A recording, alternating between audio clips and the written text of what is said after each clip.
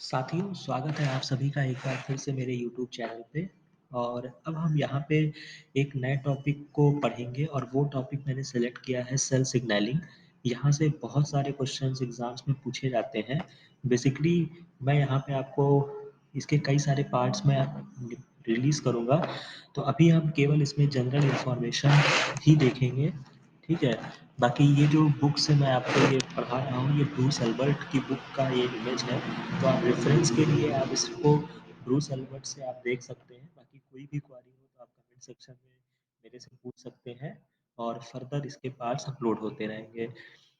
तो basically cell signalling का जो कॉन्सेप्ट होता है वो अराइज होता है कि कोई भी सेल्स जो होती हैं, 2 सेल्स आपस में कम्युनिकेट करती हैं, या मान लीजिए कि कोई सेल्स को ग्रोथ करना है या उसको पर्टिकुलर एक्शन करना है, तो वो जो एक सिग्नल मॉलिक्यूल जिसको हम बोलते हैं, वो आके सेल की सरफेस पे बाइंड करता है। जो रिसेप्टर होता है, बेसिकली रिसेप्टर हमेशा प्रोटीन्स होते हैं। ये बात आप हमेशा याद रखेंगे, ठीक है? तो ये एक जनरल स्ट्रक्चर अगर आप देखते हैं तो हमारी जो सेल पे जो मेम्ब्रेन होती है वो उसको हम प्लाज्मा मेम्ब्रेन बोलते हैं, ठीक है? तो प्लाज्मा मेम्ब्रेन के नीचे साइटोसॉल होता है, उधर एक्सटीरियर सरफेस होता है। ऑब्वियस सी बात है कि जो आपका रिसेप्टर होता है वो प्रोटीन होते हैं। रिसेप्टर रिसेप्टर प्रोटीन जो होते हैं उस पर सिग्नल मॉलिक्यूल आके बाइंड करते हैं, जिससे क्या होता है कि further different intracellular signalling proteins activate होते हैं और जो भी इनको इफेक्टिव फंक्शन क्रिएट करना होता है वो उसको पर्टिकुलर फंक्शन को करते हैं। अगर वो मेटाबॉलिक एंजाइम उनको बनाना है तो वो मेटाबॉलिक प्रोसेस पे अपना रोल करेंगे। अगर वो ट्रांसक्रिप्शनल रेगुलेटरी प्रोटीन है तो वो जीन के एक्सप्रेशन में अपना रोल करेंगे, और यदि वो साइटोस्केलेटल प्रोटीन है तो वो सेल के शेप को देखेंगे। तो ये सारी बातें आप यहाँ पे नोटिस करते हुए चलेंगे। और जैसे कि क्वेश्चन अगर आपसे एग्जाम में पूछा भी जाता है सिंपल कि साइटोस्केलेटल प्रोटीन का रोल क्या है, तो सिंपल सा उनका रोल होता है सेल की शेप में उनका रोल होता है। तो यहाँ तक आपको कोई कंफ्यूजन नहीं होगा। देन फिर हम नेक्स्ट पार्ट की तरफ चलते हैं। यहाँ पे सेल सिग्नलिंग को बेसिकली 4 टाइप्स में डिवाइड किया गया है, जो कि पहला पार्ट होता है कॉन्टैक्ट डिपेंडेंट, दूसरा होता है पैराक्राइन, तीसरा साइनेप्टिक एंड फोर्थ जो होता है वो एंडोक्राइन।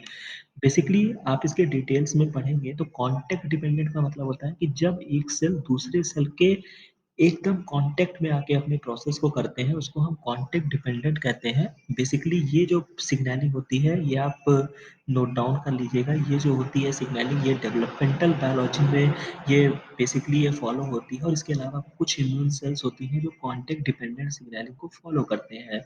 और इसका जो सबसे बेहतरीन अगर आप एग्जाम्पल अगर आप बोल सकते हैं, इसका जो दूसरा नाम होता है वो जक्स्ट्राक्राइन सिग्नलिंग होता है। और नॉच डेल्टा पाथवे अगर अभी आपने रिसेंट में कभी पढ़ा होगा तो वो इसका एग्जाम्पल है। इसके बाद दूसरा जो सिग्नलिंग होती है उसको हम बोलते हैं पैराक्राइन।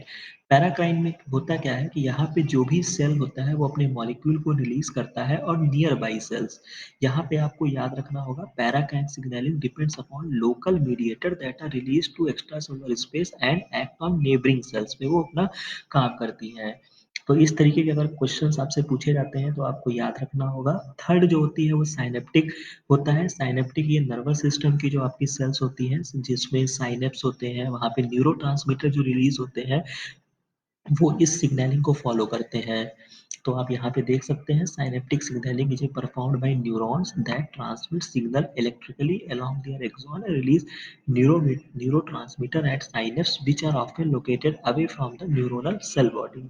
तो ये बात आपको याद रखना है। और जो फोर्थ सिग्नलिंग पाथवे होती है उसको हम एंडोक्राइन सिग्नलिंग बोलते हैं, जो कि आपके एंडोक्राइन सेल्स होती हैं। बेसिकली एंडोक्राइन सेल्स जो सिक्रीट करती हैं वो हार्मोन्स को सिक्रीट करती हैं, डायरेक्ट सिक्रीट करती हैं इनटू द ब्लड स्ट्रीम में for distribution through out the body. मतलब क्या होता है कि जो एंडोक्राइन सेल्स होगी वो अपने पर्टिकुलर हार्मोन को रिलीज करती हैं ब्लड से, और वो डिस्टेंट ऑर्गन पर अपना इफेक्ट दिखाते हैं, मतलब दूर की सेल्स पर वो अपना इफेक्ट दिखाते हैं।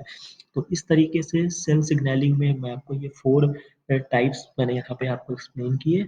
पहला एक्सप्लेन किया मैंने आपको कॉन्टैक्ट डिपेंडेंट, जहाँ पे एक सेल दूसरे सेल के एकदम कॉन्टैक्ट में आती है। बेसिकली ये डेवलपमेंटल वाली सेल्स जो होती हैं वो आपको इसका बेहतरीन एग्जांपल होती है। पैराक्राइन सेल्स जो होती है वो अपने नियर बाई सेल्स में इफेक्ट करती हैं। साइनेप्टिक जो होती हैं वो न्यूरोट्रांसमीटर रिलीज करते हैं, और एंडोक्राइन जहाँ से वो हार्मोन रिलीज करते हैं।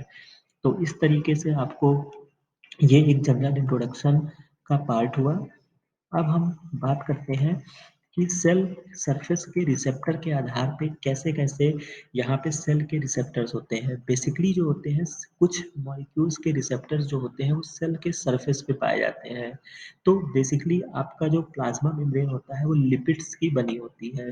तो लिपिड्स को क्रॉस करने के लिए ऐसा ही मॉलिक्यूल क्रॉस कर पाएगा जो उसमें हाइड्रोफोबिक प्रॉपर्टी हो, यानी कि वो लाइपोफिलिक हो। तो अगर आप देखते हैं कि अगर आप इंट्रासेल्युलर रिसेप्टर्स को देखते हैं तो यहाँ पे जो आपके प्रोटीन्स या सिग्नलिंग मॉलिक्यूल्स होंगे वो स्मॉल हाइड्रोफोबिक सिग्नलिंग मॉलिक्यूल होंगे जो कि लिपिड की बाइलेयर को क्रॉस करके जाएँगे और सेल के अंदर में जहाँ पे उसका साइटोसॉल होगा, वहाँ पे वो बाइंड करते हैं और अपने सिग्नलिंग इफ़ेक्ट को प्रोड्यूस करते हैं। बट कुछ जो होते हैं जहाँ पे वो अपने जैसे आपके कुछ जो होते हैं प्रोटीन्स हो गए जो कि सेल के मतलब सेल्स के अंदर नहीं जा सकते हैं, वो क्या करते हैं उसके प्लाज्मा मेम्ब्रेन पर उनके रिसेप्टर पाए जाते हैं। तो इस तरीके से भी ये क्लासिफिकेशन होता है जहाँ पे आप मोस्टली ये कह सकते हैं कि जो स्टेरॉइड्स होते हैं वो सेल्स इंट्रासेल्युलर रिसेप्टर्स होता है उनका, और प्रोटीन्स जो होते हैं बेसिकली उनका रिसेप्टर जो होते हैं वो प्लाज्मा मेम्ब्रेन पर होता है, बिकॉज़ वो सेल की मेम्ब्रेन को क्रॉस नहीं कर पाते हैं। और ये वेल नोन है कि सेल की जो मेम्ब्रेन होती है वो लिपिड की बाइलेयर से बनी होती है।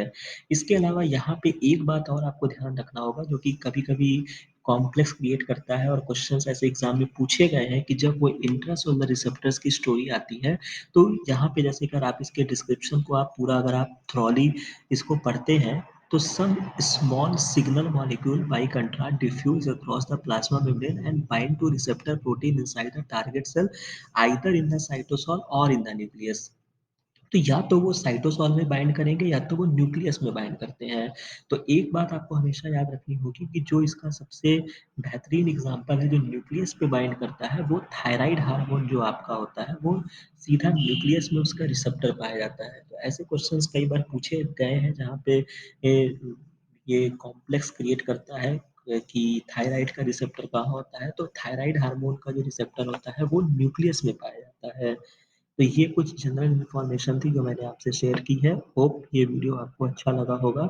फर्दर इसके हम नेक्स्ट पार्ट को और करेंगे। बाकी आपको जो भी अच्छा लगा हो, अगर ये वीडियो आपको अच्छा लगा हो तो लाइक, शेयर और सब्सक्राइब करना मत भूलिएगा।